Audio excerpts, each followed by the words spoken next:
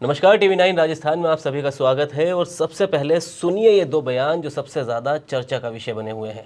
मैं तो मेरे समाज के नेताओं को भी कहना चाहता हूं, अरे यार तुम या तो अलग पार्टियां बनाओ, और तुम अगर गुलामी ही करनी है तो पायलट से उम्र में 2 साल 3 साल में बढ़ाऊं और 6-7 बार मैं जीत गया, मेरा ही झंडा उठा, तुम्हें तो प्रणाम ही तो करना है, तो मेरे प्रणाम कर लो भाई। उससे तो ठीक है मैं पायलट से हमारे समाज के लोगों के लिए, भाई तुम्हारा काम है कि हमें हाथ जोड़ के खड़ा रहना, प्रणाम करना। तो अशोक गहलोत के पांव पड़ रहे हो, पायलट के पड़ रहे हो, वसुंधरा के पड़ रहे हो, हमारे ये घेवर जी के पांव पड़ लो तो उनके मान लूंगा, मैं मान लूंगा, ठीक चलो घेवर जी कहते हैं टिकट दे दो, दे देंगे। अरे कैसी बातें कर रहे हो। अब बताओ, कांग्रेस का चुनाव हो रहा है, यूथ कांग्रेस का, और वोट आरएलपी वालों से मांग रहे हैं कांग्रेस वाला। बेचारे देखो क्या हालत हुई इन बच्चों की है। मुझे फोन करते हैं, भाई साहब आशीर्वाद दो। मुझे किस चीज का? कि कांग्रेस के अध्यक्ष बनने का। तो मैं कह दूं मैं तो खुद की पार्टी है। बोला आप अपने लड़कों को कह दो ना, हमारे पास तो लड़के बचे ही नहीं, सब चले गए, आप हमारा अध्यक्ष बनाओ। तो तुम कांग्रेस पार्टी का मतलब अध्यक्ष आरएलपी वाले बना। इससे अंदाज लगा सकते हो कि राष्ट्रीय लोकतांत्रिक पार्टी कितनी ताकतवर है राजस्थान के अंदर। तो हनुमान बेनीवाल जो आए दिन किसी न किसी बयान की वजह से चर्चाओं में रहते हैं, अब उनके ये दो बयान हैं जो सोशल मीडिया से लेकर सियासी गलियारों तक चर्चा का विषय बने हुए हैं। और इन्हीं दोनों बयानों को आज की इनसाइड स्टोरी में डिकोड करेंगे, पुष्कर सर के साथ जानेंगे इन बयानों के सियासी मायने, और आखिर बेनीवाल कांग्रेस पर निशाना साधकर, सचिन पायलट पर निशाना साधकर पाना क्या चाहते हैं। तो सर देखिए, आपने दोनों ही बयान सुने। सबसे पहले एक बयान में वो सचिन पायलट पे निशाना साध रहे कि 2-3 साल ही बढ़ाऊंगा, अगर उनकी गुलामी करनी है तो उससे बेहतर है मेरी गुलामी करो। सबसे पहले तो ये जो उनकी जो भाषा है इस पर मैं बताऊं जी, वो दरअसल अपने आप को देखिए, जो क्षेत्रीय दल हैं और उनके जो नेता हैं, उनकी सबसे बड़ी पकड़ आप कहीं भी उठा के देख लीजिए, पूरे ऑल ओवर इंडिया, कहीं छोटा राज्य है बड़ा राज्य है, अगर जो निर्दलीय लड़के या अपने आप को एक संगठन बना के खड़ा करता है तो वो एक समाज का वोट चाहता है जी। वो कभी आपको ब्रॉडर प्रोस्पेक्ट में अपनी राजनीति के शुरुआती सालों में नहीं दिखाई देगा। वो बताएगा कि हम इस एरिया में हमारे बिना नहीं आप जीत पाएंगे जी। धीरे धीरे जब इन लोगों का उदय हुआ, छोटी पार्टियों, छोटे नेता जो एक हल्के के नेता हुए, फिर एक लोकसभा के हुए, फिर एक क्षेत्र के हुए जी। वो वजह ये रही कि लोग बढ़ गए हैं, वोटर बढ़ा है, और उनकी बात कोई अच्छा क्षेत्र जो राष्ट्रीय पार्टी है वो आती है, राष्ट्रीय मुद्दों बात करके चली जाती है। नितिन नवीन कल आए तो वो पूरे संगठन को बता के चले गए जी, वो जनसंघ तक की बात कर गए। लेकिन समस्या क्या है, जो नीचे बैठा आदमी है, कार्यकर्ता है, जिसकी सुन नहीं रहा जिलाध्यक्ष, वो किसको कहे जी।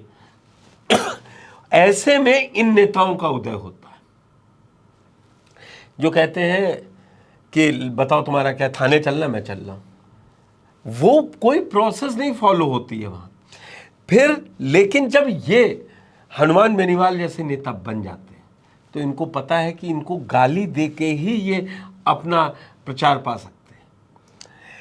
आप ये समझ लीजिए, राजस्थान में अब इकलौता नेता ऐसा है, मैं कह रहा हूं रिकॉर्ड पे, कि जिसको हर पक्ष वालों को लगता है, विपक्ष को लगता है, हमेशा ये लगता है कि अगर केंद्र के बिंदु में चर्चा में सचिन पायलट को ले आओ तो सोशल मीडिया पे व्यूज से लेकर राजनीति में जो प्रदेश स्तर की है या पार्टियों की हो, उसमें आप चर्चा का विषय हो जाएंगे। जी, इसका एग्जाम्पल आपसे छुपा नहीं है।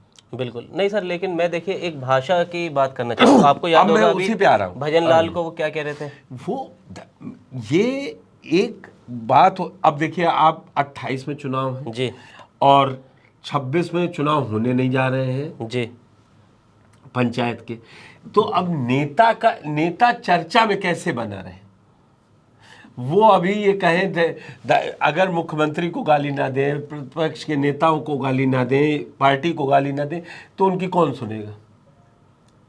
वो अपनी सीट पे जाके ही तो बता सकते हैं। मतलब हनुमान बेनीवाल की यूएसपी यही है। यूएसपी ये है, अगर कांग्रेस इतनी बुरी है तो फिर वहां भाजपा भी बुरी है, कांग्रेस भी बुरी है, और आप सीटें जीत नहीं पा रहे हो जी, तो आप क्या करोगे। आप मौका दे रहे हो कि हमको पहचानते रहो, हम हैं। और ये एक हकीकत है। हनुमान बेनीवाल छात्र राजनीति से निकले हुए नेता हैं। जी। उनके पिता भी नेता थे। उनको हर पार्टी ने धोखा दिया है। इसीलिए जब उनसे आप एट लेंथ पे बात करेंगे हनुमान बेनीवाल से, तो वो दोनों पार्टियों को एक रूप से गाली देते हैं। जी। लेकिन करना क्या है, बैठ कांग्रेस के साथ रहे इस समय, बैठ बीजेपी के साथ भी। कांग्रेस में भी दिल्ली में बैठ रहे हैं सर, अभी जयपुर में नहीं बैठ रहे। यहाँ क्या, यहाँ एक विधायक भी नहीं है, क्या जी। करें? यहाँ एक विधायक नहीं है। विधायक यही कांग्रेस से साथ दे दिया होता हनुमान बेनीवाल तो इतनी लंबी हार थोड़ी ना होती पत्नी की। बिल्कुल। तो हर जगह टीस है।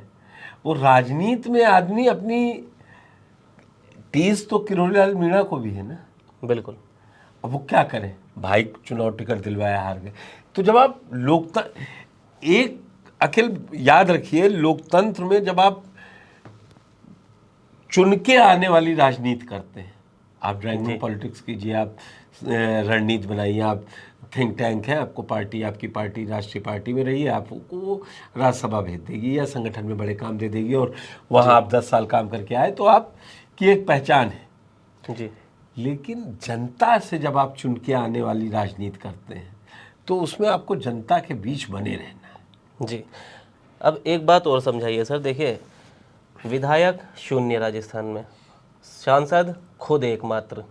अब वो जिस तरह ये बयान दे रहे हैं कि कांग्रेस का जो यूथ कांग्रेस का आप चुनाव ये चल रहा है, बताइए, नहीं इतनी मजबूत है। सुनिए, ये सारी बात छोड़ दीजिए। जी। अभी तक पलटवार क्यों नहीं किया किसी ने? बीजेपी गाली देते क्योंकि मालूम है वो एक समुदाय, अपने समाज के नेता हैं, उनको अभी कुछ कह देगा कोई नेता ना। आप ये, मैं एक एग्जांपल देता हूं कि जब वो समाज का नेता हो जाता है तो फिर उसको गाली देने से बचता है। चुनाव में खूब गाली देंगे। जी। अभी बेमतलब में नाराजगी, आदमी क्या कहेगा, अच्छा उन्हें बोल ही दिया था तो आपको क्या बोलने की जरूरत थी? क्या आपका अध्यक्ष चुना जा रहा है? वो तो अपने लड़कों के बीच बोल रहे थे। कोई सबूत मांग रहा है उनसे। और जो बड़े कद के नेता होते हैं राष्ट्रीय स्तर के, वो कहते हैं ठीक है बोल दिया, कोई बात नहीं, हर चीज जवाब क्या देना। तो यानी कहने का मतलब यही है कि हनुमान बेनीवाल सिर्फ ढींगे नहीं हाँप रहे, जिस तरह के देखिए वो कमेंट भी आते हैं, ढींग हाँप रहे, कुछ है नहीं, फिर भी इतनी बड़ी बड़ी बातें, मतलब मादा रखते हैं हनुमान बेनीवाल राजस्थान की सियासत में। और इसीलिए वो अरे जब बीजेपी अपने जी चरम पे थी तब उनको साथ बैठाया एनडीए में 14 में। बिल्कुल।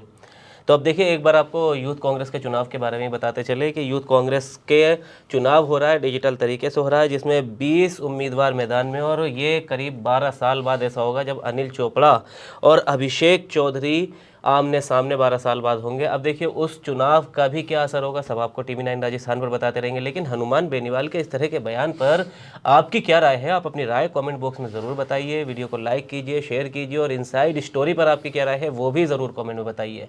तो इनसाइड स्टोरी देखने के लिए शुक्रिया, और राजस्थान की खबरों के लिए देखते रहिए टीवी 9 राजस्थान।